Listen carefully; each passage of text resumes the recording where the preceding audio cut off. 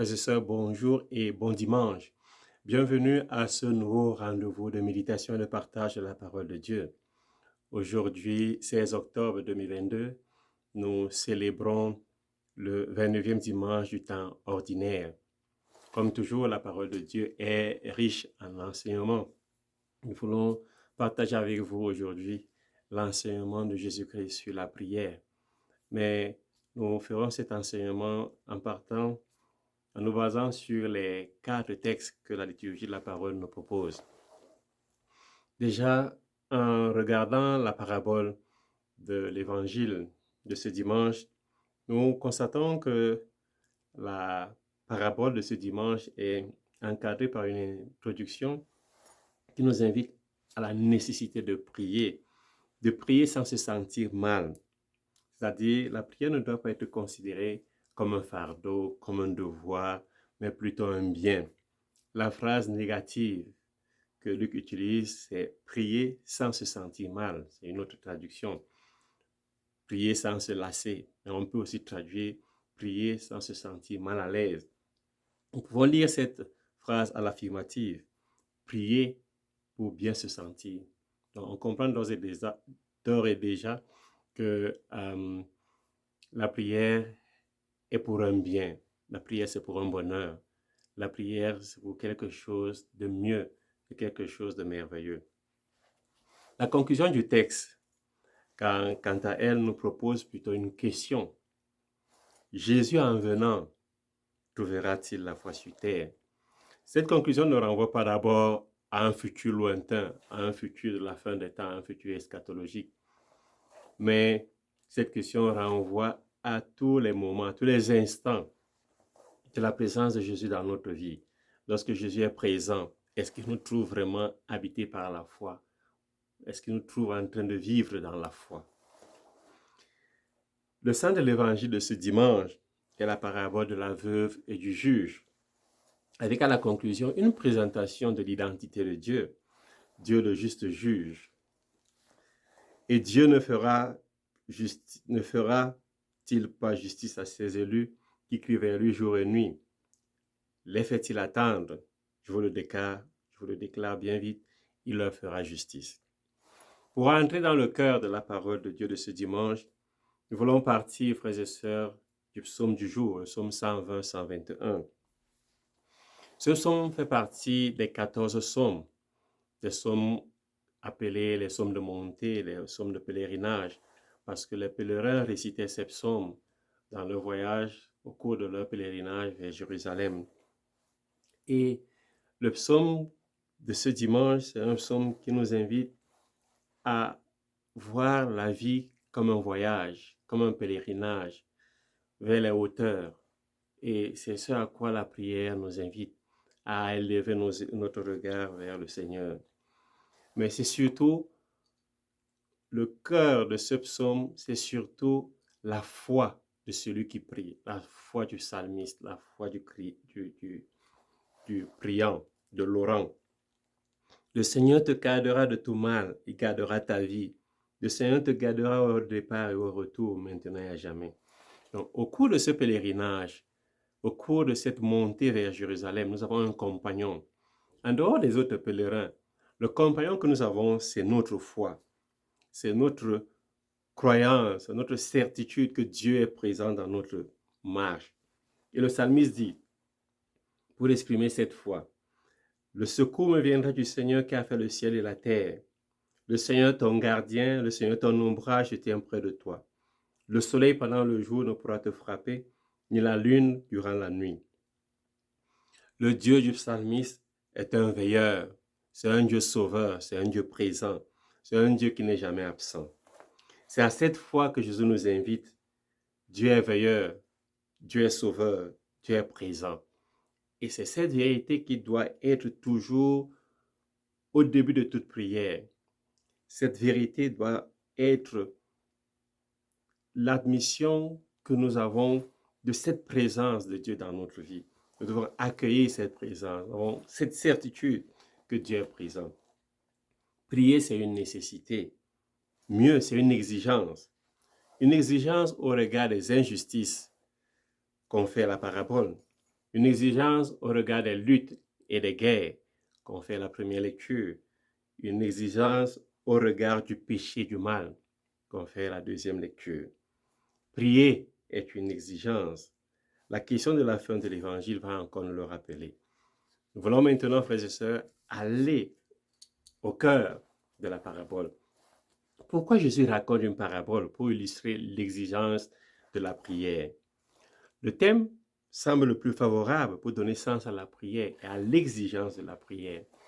Je parle ici d'exigence parce que le verbe, le mot qui est utilisé, que nous traduisons le plus souvent par nécessité, peut aussi être traduit par exigence. La prière est une exigence. Et je crois que Jésus a bien choisi ce terme pour nous montrer l'importance de la prière dans la vie du croyant, dans la vie du chrétien. Il prend l'exemple d'une veuve et d'un juge.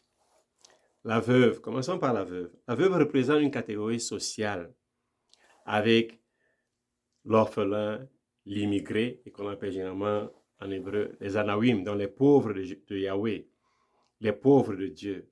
Cette catégorie représente la grande fragilité, la grande pauvreté de notre humanité.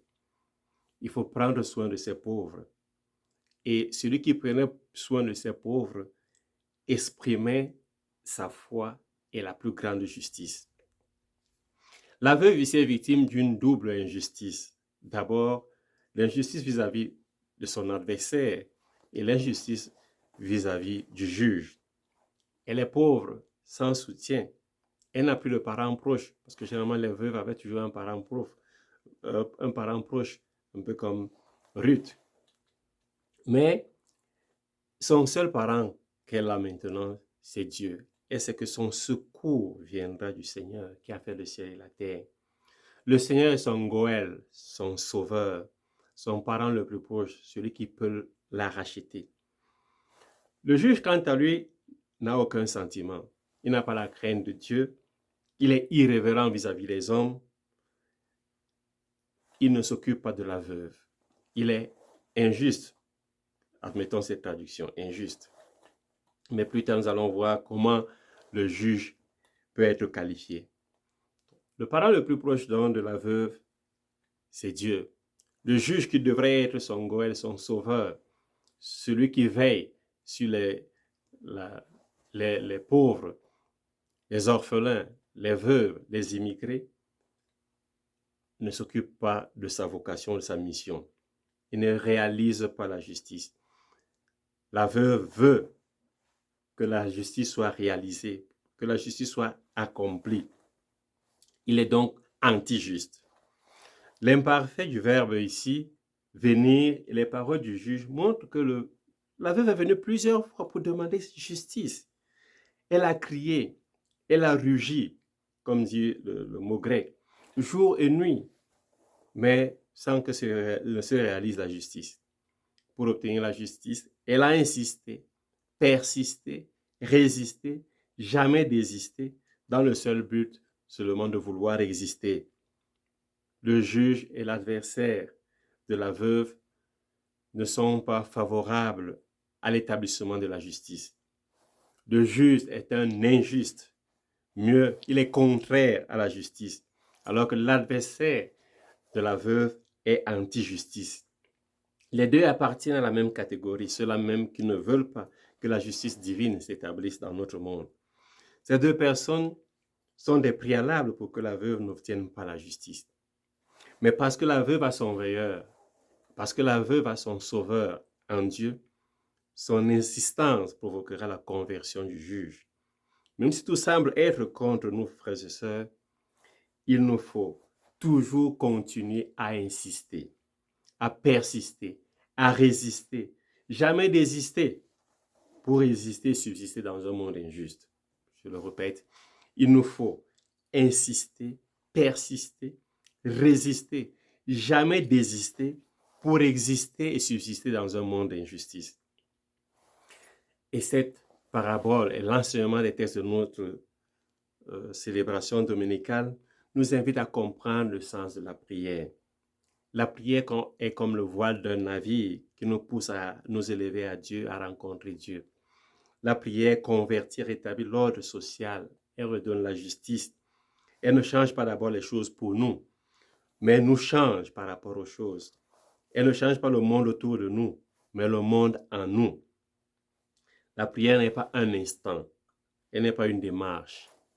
Elle est une démarche autant pour moi, un voyage, une vie. Elle n'est pas une fuite hors du monde. Non, la prière s'occupe des questions existentielles de notre existence, de notre vie. Et dans le cas de la parabole de la justice, dans le cas de la première lecture de la paix, la prière est pour la paix, la prière est pour la justice. La prière est l'affirmation de la foi et prier, c'est continuer à croire. Heidegger disait, la grandeur de l'homme se mesure sur la base de ce qu'il cherche et l'insistance avec laquelle il la recherche. Prier, c'est rechercher Dieu et c'est ce qui fait la grandeur de l'homme. C'est Dieu qui fait la grandeur de l'homme. La foi qui se manifeste dans la prière démontre que Dieu n'exauce pas d'abord nos demandes. Non, Dieu n'exauce pas d'abord nos demandes. Dieu exauce d'abord ses promesses. Et sa promesse est d'être présent. Sa promesse est de faire de nous des justes. Sa présence est de faire de nous des hommes de foi. La prière est une lutte pour la victoire. Jésus, en racontant la parabole de la veuve, nous invite à l'agonisme, c'est-à-dire au combat. Dans la prière, il faut combattre, il faut lutter, il faut persévérer pour vaincre, mais surtout pour que le règne de Dieu s'établisse. Nous ne prions pas d'abord pour avoir, mais pour le pouvoir de Dieu. C'est à travers le pouvoir de Dieu que nous pouvons avoir, que nous pouvons être. Moïse et ses frères ont combattu. La prière est un combat communautaire. Elle est l'élévation du cœur vers Dieu, elle est l'élévation des mains vers Dieu. Prier, c'est détruire le pouvoir de l'ennemi. Prier, c'est détruire l'injustice, c'est détruire le mal pour construire le pouvoir de Dieu, le pouvoir de la justice, le pouvoir de l'amour. Elle est utile pour enseigner le pouvoir, la prière autant pour moi. La prière est utile, mais c'est la prière qui vient de la parole de Dieu. Et cette prière qui vient de la parole de Dieu a un pouvoir. Saint Paul dit, toute l'écriture est inspirée par Dieu. Elle est utile pour enseigner, pour dénoncer le mal, redresser, éduquer dans la justice. Grâce à elle, l'homme de Dieu sera accompli, équipé pour faire toutes sortes de bien. Je termine par cette belle autre parabole. Un enfant capricieux pleurait et se plaignait tout le temps parce qu'il voulait que son père lui achète toujours des friandises. Mais son père ne voulait pas parce que toutes ces friandises lui feraient du mal. L'enfant continua avec insistance. Un jour, son père était tellement épuisé qu'il a cédé et lui en a acheté. Mais il a remarqué que son fils ne le consommait pas vraiment. Il lui demanda donc, pourquoi tu as insisté pour que je t'achète toutes ces friandises puisque tu n'en as pas mangé? L'enfant répondit, je ne voulais que ton amour. Et jusqu'à ce que tu m'entendes, je ne me serais pas senti écouté. L'enfant voulait seulement l'attention de son père. Notre prière nous obtient l'attention de notre Père. Mais surtout, c'est nous que nous donnons à lui. La prière nous rapproche de Dieu. La prière nous rend vainqueurs avec Dieu. Frères et sœurs, Dieu écoute toujours. Il faut continuer à insister, à persister, à résister, ne jamais désister pour exister, subsister dans un monde injuste. Cette attitude maintiendra donc la flamme de la foi allumée jusqu'à la venue du Seigneur, jusqu'à la venue du Christ, venu dans le quotidien de nos vies, mais aussi venu dans l'éternité. Bon dimanche et que Dieu vous bénisse.